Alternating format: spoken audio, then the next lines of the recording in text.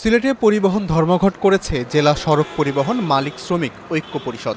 সকাল ৬টা থেকে এ ধর্মঘট শুরু হয়, চলে দুপুর ১টা পর্যন্ত। এর প্রভাবে সকাল ৮টা পর্যন্ত সিলেট থেকে কোনো দূরপাল্লার বাস ছেড়ে যায়নি। শহরের মধ্যে সিএনজি চালিত অটোরিকশা ও মোটরসাইকেল চলাচলও ছিল সীমিত, তবে ট্রেন চলাচল ছিল স্বাভাবিক।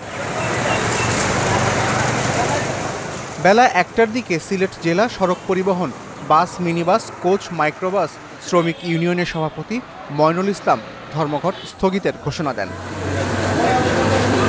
৬ দফা দাবিতে ধর্মঘট ডাকে জেলা সড়ক পরিবহন মালিক শ্রমিক ঐক্য পরিষদ।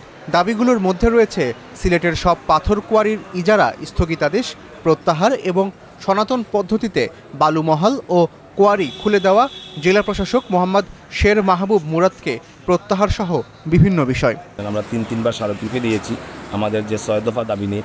আমাদের মূল দাবিটা হচ্ছে সিলেট সারা বাংলাদেশে এই যে গণপরিবহন যে বাসগুলো রয়েছে এগুলা ২০ বছর আয়ুকাল করে দেওয়া হয়েছে। মাইক্রোবাস, সিএনজি, ট্রাক এগুলো ২৫ বছর করে দেওয়া হয়েছে। হঠাৎ করে ২০ তারিখে মিটিং করে ২৫ তারিখে প্রজ্ঞাপন করে ৩০ তারিখ থেকে এটা কার্যকর করে দিয়েছে। তো এটা আমাদের মূল দাবি। ৭ জুলাই সন্ধ্যায় নগরের বারুদখানায় এক সংবাদ সম্মেলনে এই কর্মসূচির ঘোষণা দেওয়া হয়েছিল।